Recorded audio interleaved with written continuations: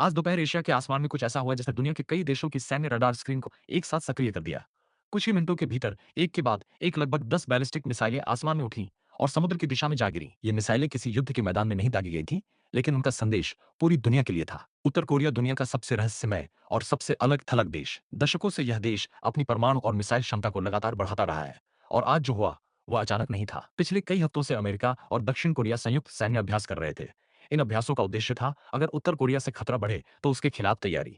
लेकिन प्योंगयांग इसे एक अलग नजर से देखता है। उत्तर कोरिया बार बार कह चुका है कि ऐसे सैन्य अभ्यास दरअसल उसके खिलाफ युद्ध की तैयारी है। और फिर 14 मार्च 2026 को दक्षिण कोरिया की सेना ने अचानक अपने रडार पर कई प्रोजेक्टाइल्स ट्रैक किए। रिपोर्ट्स के मुताबिक कम से कम 10 बैलिस्टिक मिसाइलें प्योंगयांग के पास से लॉन्च की गई और लगभग 350 किलोमीटर तक उड़कर पूर्वी समुद्र में गिर गईं। जापान ने तुरंत अपने तटीय सुरक्षा सिस्टम को सक्रिय कर दिया। हालांकि मिसाइलें जापान के विशेष आर्थिक क्षेत्र के बाहर गिरी, लेकिन संदेश साफ था। यह सिर्फ एक परीक्षण नहीं था, यह एक राजनीतिक और सैन्य संकेत था। विशेषज्ञ मानते हैं कि उत्तर कोरिया अक्सर ऐसे मिसाइल लॉन्च का इस्तेमाल अंतर्राष्ट्रीय दबाव का जवाब देने के लिए करता है।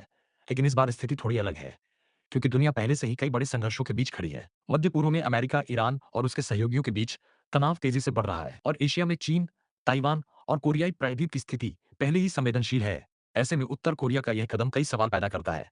क्या ये सिर्फ एक चेतावनी है, या फिर प्योंगयांग दुनिया को यह दिखाना चाहता है कि वह किसी भी दबाव के सामने झुकने वाला नहीं है? इतिहास हमें बताता है कि कोरियाई प्रायद्वीप का तनाव कभी भी अचानक बड़े संकट में बदल सकता है। 1950 का कोरिया युद्ध आज भी आधिकारिक तौर पर समाप्त नहीं हुआ है। दोनों देशों के बीच सिर्फ एक युद्ध विराम है, शांति समझौता नहीं। और आज जब मिसाइल तकनीक पहले से कहीं ज्यादा खतरनाक हो चुकी है, ऐसी घटनाएं सिर्फ क्षेत्रीय नहीं रहती।